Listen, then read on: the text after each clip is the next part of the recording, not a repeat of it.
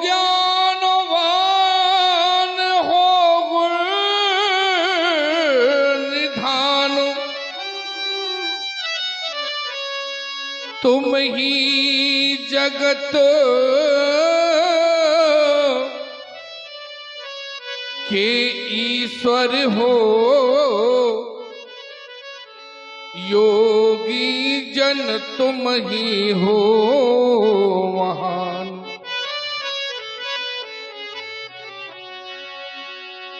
ये संकेत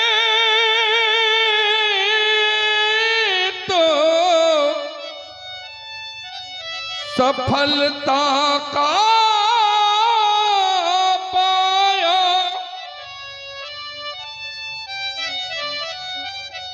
इस जग में हमें प्रमाणों मिला।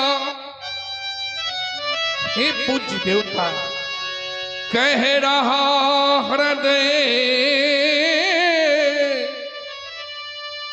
ये मम बार बार कि हम भक्तों को भगवान मिला।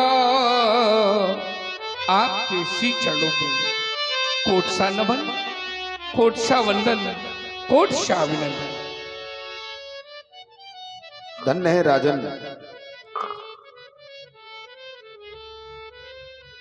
जब किसी शिष्य के द्वारा गुरु में भगवान का दर्शन किया जाता है, जब किसी शिष्य के द्वारा गुरु को ही तीनों देव मान लिया जाता है, गुरुर ब्रह्मा गुरुर विष्णु गुरुर्देवो महेश्वरा, और हमारे श्री नीलम राजपूत जब शिष्य के द्वारा इन कर्मों को किया जाता है तो वह स्वयं में विद्या की मूर्ति बन जाता है, और विद्या से विनय की उत्पत्ति होती है। बिना विद्या के हृदय में विनम्रता नहीं आती। विद्या ददात विनिमय है? विद्या से विनय की प्राप्ति होती है, और उसकी प्रतिमूर्ति गुरु के विचारों पर निर्भर करती है कि शिष्य अपने गुरु को किन भावों से देखता है। हम ऋषियों का तो सदैव क्षत्रियों के प्रति समर्पण रहा है, और आप हमारे सम्मानीय श्री प्रत्येक जीवन का प्रत्येक क्षण व्यक्ति को धर्म की ओर इंगित करता है, और यदि वह व्यक्ति अपने उस अवसर को पाने के बाद अपने धर्म का पालन करता है, होता क्या है? धर्मोते विरति योग ज्ञान। जैसे ही व्यक्ति धर्म को धारण करता है तो उसका जीवन वैराग्यमय हो जाता है। धर्मोते विरति जोगते ज्ञाना, ज्ञान मोक्ष प्रद वेद बखाना, ज्ञान मोक्ष प्रद। यदि जीवन में ज्ञान चाहिए तो तुम्हें धर्म के पथ पर चलना पड़ेगा। सबसे पहला धर्म क्या है जो राम जी ने पालन किया है, सभी जानते हैं। प्रात काल उठ के रघुनाथा मात पिता गुरु नावई।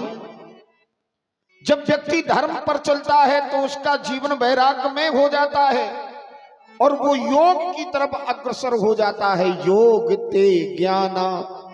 और जब योग किया जाता है किसका? शिष्य और गुरु का जब योग मिल जाता है, कहते हैं ज्ञानी को ज्ञानी मिले तो ज्ञान सबाई होए, और मूर्ख को ज्ञानी मिले तो पट्ट लड़ाई। तो योग मिलाना पड़ता है, और जब योग मिल जाता है तो ज्ञान की उत्पत्ति होती है, और ज्ञान ही व्यक्ति को मोक्ष की तरफ ले जाता है। ज्ञान मोक्ष प्रद वेद बखाना। ये जगत झुकाए शीश तुम्हें, ऐसा सम्मान तुम्हारा हो। जय हो। है आशीष हम ऋषियों का, अखंड कल्याण तुम्हारा हो। मिथिला विश्वविद्यालय के कुलपति राजा जनक आपकी श्रद्धा विनय विवेक के लिए साधु साधु साधु अचानक बुला लिया। बुलाने का एक ही कारण है भगवान, अवगत कराएं। आप भली भांति जानते हैं लाडली सीता का स्वयंवर जो 12 मास से चल रहा है, आज अंतिम दिवस है। देश देशांतर के नेपाल महिपाल सभी हमारे प्रण की घोषणा को सुनकर के मंजुल महोत्सव में उपस्थित हो रहे हैं, किंतु भैया मंच के बगल में इतना शोर ना करो ताकि मंच की स्थिति बिगड़ने लगे।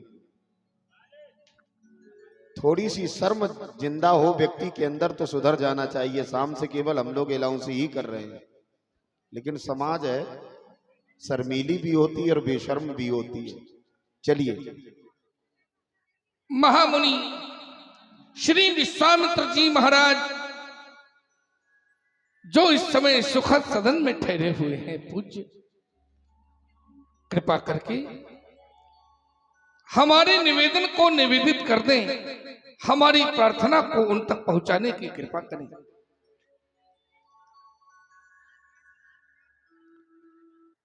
मुनि श्रेष्ठ के श्री चरणों में मेरा प्रणाम।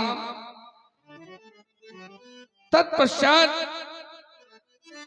यहाँ के मंगल महोत्सव में आने का आमंत्रण प्रदान करना हमारी विनय, हमारी प्रार्थना श्री चरणों तक पहुंचाने की कृपा करें पूज्य। हमारी ये विनय भगवन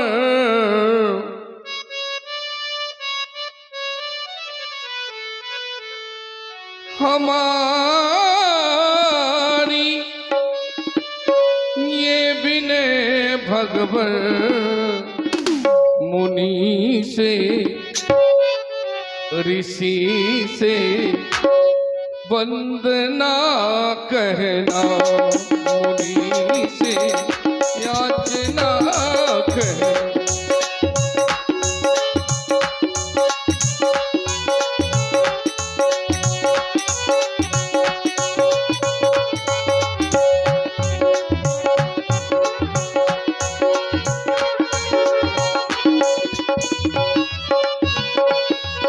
हमारी यहाँ विनय भगवन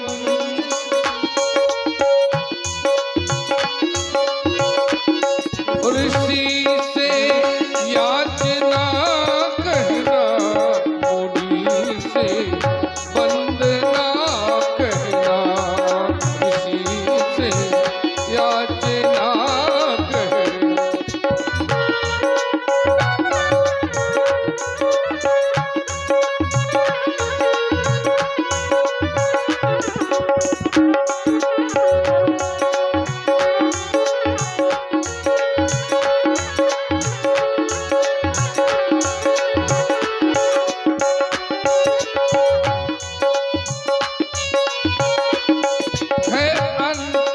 दिन स्वयंवर का सभी महिपाल आए हैं,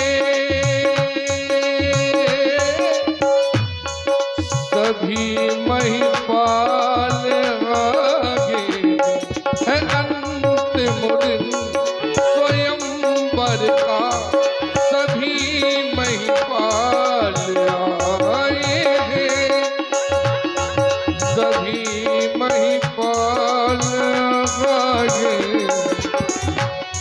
उठाने चाप शंकर का सभी भूपाल आए हैं। सभी भूपाल आगे,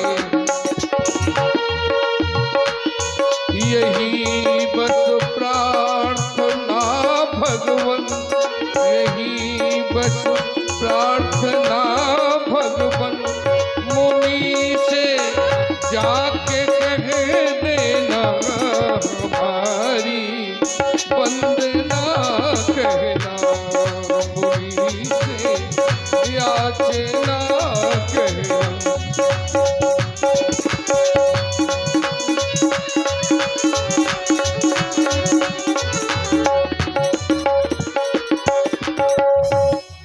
मुनि से वंदना